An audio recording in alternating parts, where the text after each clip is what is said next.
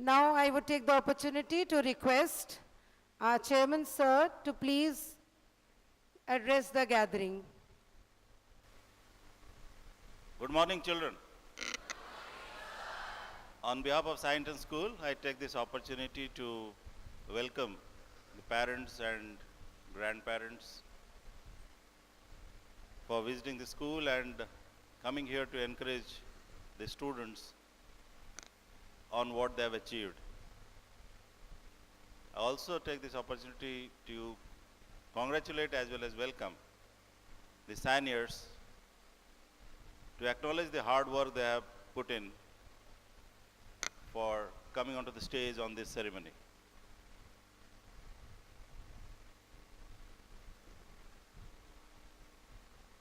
I was extremely happy to see yesterday that about 60% of the students of class 11 and 12 being scholars and selected as scholar batch holders or scholar brazier holders. So that's a great achievement that you are among the cream of the students and getting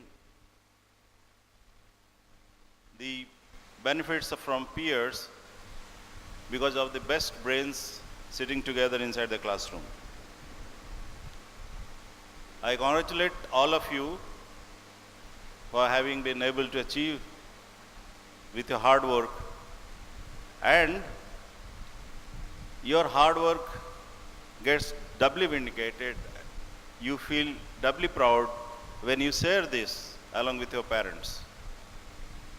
While I expected that similar number of parents will be present today to acknowledge the hard work that the students, their children, have achieved, but I'm a bit unhappy to see that we do not have that proportion number of parents coming here to encourage.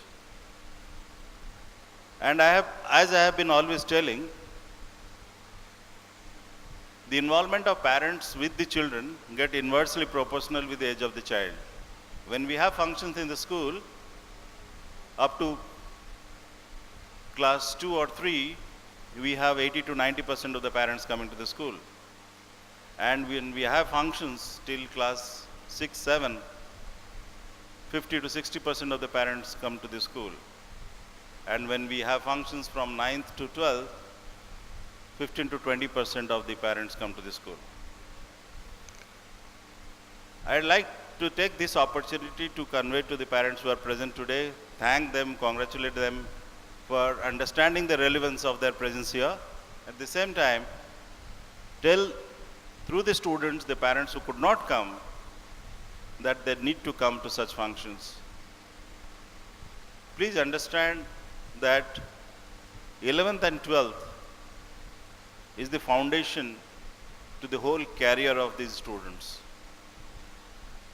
When we plan for a house,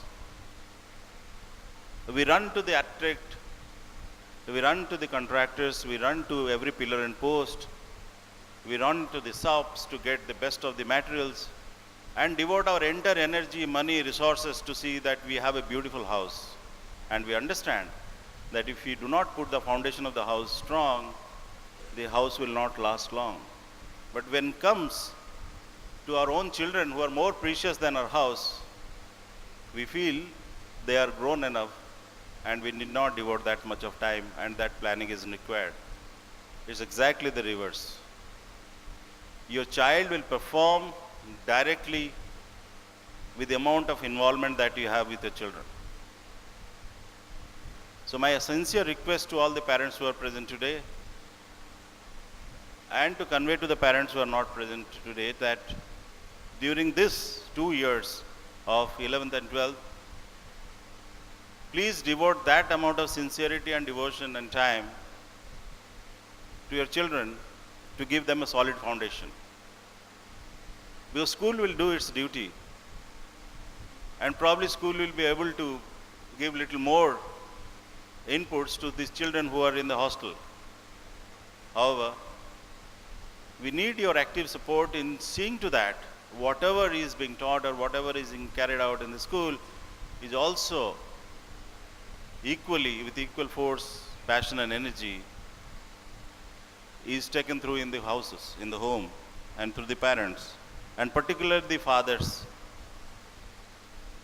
In these formative 2 years, the role of father is extremely important because you need to spend at least little more than 1 hour every day with your child to see that the child is encouraged. This is the time when the child is under a lot of pressure. So my sincere request again to all the parents, that all the fathers, that please spend time with your children.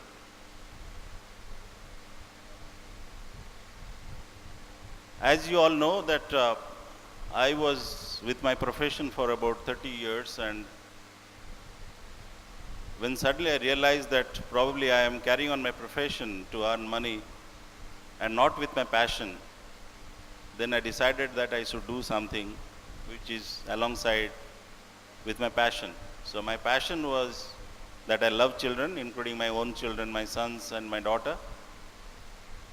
And I am very passionate about education, and all these years since I passed my school, each year I try to do some course or try for some examination for myself, so that the rigor of education is always within me, and I try to understand what education is all about. Each year I try to go and try to find out what's going on in education along the whole world. Recently, I have spent a month in Harvard to understand what's excellence in school education in this 21st century.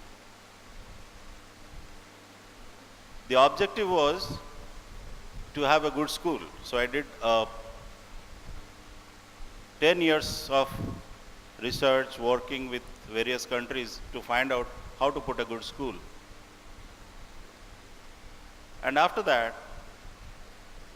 I also, to be on little selfish on my side, I also wanted that my twin sons get the best of the facility, because I understand necessity is the mother of all invention.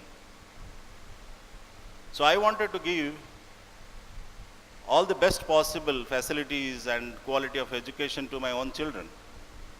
And that necessitated that we did put on a lot of activities, extracurricular activities, opportunities, tying up with international institutions, tying up with qualitative institutions and the global programs to give the best of the opportunities for the children. And there came the passion, there came the opportunity to grow Sai into a global school.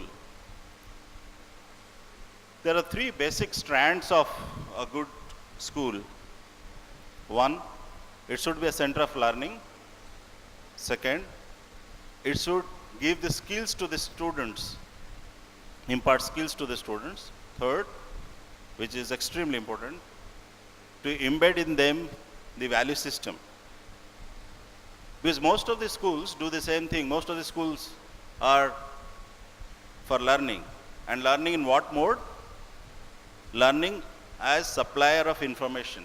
If you see the average schools in India, most of the schools do the same thing. They only impart information.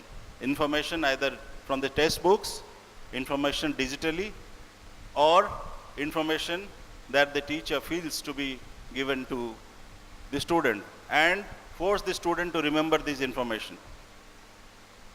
And in the exam, whatever the information the child remembers to be written so that the child scores marks.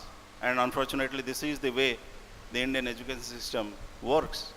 Whether, without going into detail whether this system is good or bad, but this system has been there for the last 100 years and it's working.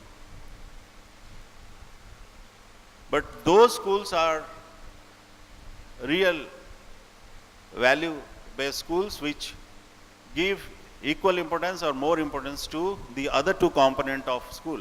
That's imparting skill into the students and the value system. Because probably this is the age where the value system is to be embedded. And once you instill the values in our students, the learning becomes automatic. They will so much to learn because you have imbibed in them the spirit of learning. I was equally happy to see that over the last 5 years, the way the pioneers have performed. And when I go to various cities in the country and various top institutions of the country, I'm extremely happy to see our students in most of the institutions, top class institutions of our country. And in just 5 years, we have been able to send 70 to 75% of our students into all these big, good, and great institutions of our country. But there is a distinct differentiator among the students of Sai who have gone to these institutions vis-a-vis the other students who have gone into these institutions. And the differentiator is our children, when they go into these institutions, because they are constantly in touch with me, they are the natural leaders there. So we have been able to inculcate in our children the spirit of leadership. They are not afraid. Be it be any competition, be it be any community service, or be it be any program in their colleges or institutions or center of higher learning, our children have been on the top. They have been leading into the various youth forums and student forums in these organizations, in these institutions. That gives immense happiness that we have been able to instill the sense of leadership into our students. And for that, we do a lot of activities throughout the year. We do activities like Unwind, we do activities like Commerce Conclave, we do activities like science exhibitions, we do activities like debating, sports, confluence, and exchange programs. A lot of activities we do, only with the hope that our students will be leaders, and that has actually come true, and our students are the true leaders. And this gives immense pleasure that our students are being able to project themselves fearlessly and standing out amongst others in these institutions. I have a very specific objective for the students, that what impact that Sai is going to make to the world or to the society or to the state or the country. Every school will have the learning program, every school will have good students, every school will be able to send students to the institutions of their choice, may it be IITs, may it be CPT for CA, or may it be CLAT for the law schools, or be it be the AIMS or the medicine program, engineering program. All the children will go. Many of them will go to these institutions. Many of the other schools are also sending to these schools. So what is that? What is my personal objective? And we want that Sai will have. So I have a long-term program, and I am mapping that program since the day we launched Sai, because we work on a very focused way, approach of working, doing a lot of hard work and research ourselves on each child of our school. We are installing one of the best software of the world to track each child, not only while the child is in the school, but also after the child leaves the school. See, the personal objective that I have, I want to share with all the parents and also the students, which I have told them many a times, that personally I try to train the students of 11th and 12th into entrepreneurship. By that, my idea is to achieve two objectives. One, it's not that all the 500 students I train personally are going to be entrepreneurs. By that, wherever they are in life, whether in job or in service or in as an entrepreneur or a business person, they will always be leaders, because the sense of entrepreneurship will be there. And I am pretty sure, I am confident that out of the 500 students each year I train, at least 10% of them are going to be entrepreneurs. That is guaranteed. And if I am able to invive in them, take them through, and make them dreamers, and if 10% of them, that is 50 students, become entrepreneurs, 15 years from now, say from 2030, that's the baseline that I've considered, that from 2030, if 50 students become entrepreneurs, each of them are going to create value or asset or a business of at least 10 crores, which will make from the year 2030 investment of 500 crores year on year by the students of science and school. Not only that, I'm sure each of these 50 students will be able to employ at least 100 persons. And if that happens, more than that, but minimum is 100 persons. And if that's so, then each year the students of science and school are going to create job opportunity for 5,000 people from the year 2030. And that's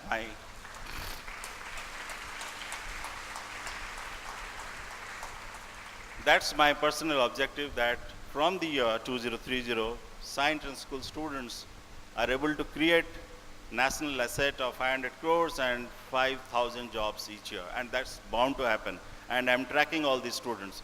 I'm tracking all those 50 to 60 students whom I know, I feel, my gut feeling says are going to be entrepreneurs, and I'm going to track them for the next 15 years and help them at the end around 2030 to come up in life and be entrepreneurs. That will be a personal satisfaction to me, and that will be the impact that science and school probably will give, apart from sending, because each school also sends students to the various top institutions. This is the major impact that SAI is going to make to the society. And if we have many schools taking this as a mission, our country will be a developed country very soon. And I want that this message to go to various schools, that schools are not just centers of learning, schools are not just centers where you feed information. School is much beyond that. School is a place where you have to holistically develop a child. You have to endow every child with a lifelong pursuit of learning. You have to work with holistically with the body, mind, and soul of each child. You have to see that child is a confident child. That's why I tell all my children that you walk like a senior, you talk like a senior, you behave like a senior, because every senior is a leader by himself. Every senior is different. So that's why I tell all my children that either be the best or be different from the rest. The choice is? And what the choice you'll take? To be the best or different from the rest? So with these words, I once again congratulate each one of you who could make it to be a scholar. Also wish all the best to all of you for your ensuing board exam for the 12th students. Also encourage students to do well so that you become scholar, because there is a scope where all those children who could not make to the scholar ceremony to have a chance to do it when you are in the board exams, I mean in the 11th exams. Before I end, only on two things I'll tell, that we need to have a very structured and planned approach to the career of our children. We do research ourselves. As I said, we take the help of architects to have a beautiful building. We should also take the help of consultants who can guide us, who can give information on the various career opportunities that's available for our students. So we have, apart from brain mapping, we have invited Admission Campus, one of the best in the country, to advise students and the parents on the career options available to the students to read in India. Today we have invited one of the best in the country for counseling for study abroad program, where our students can go to Singapore, Hong Kong, or to UK, US. Also, our school is already a SAT center, and we are also going to have SAT training in the school. So that counseling can also be, so those of the parents who are interested can stay back and attend to these counseling program.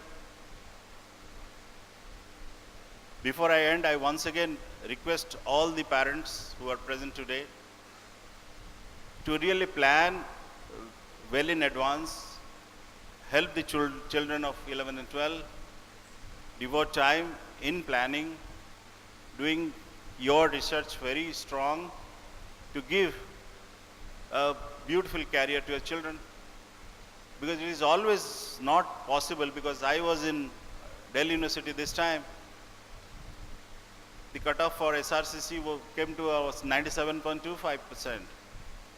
That means those children who have kept 97% could not get into good colleges in DU.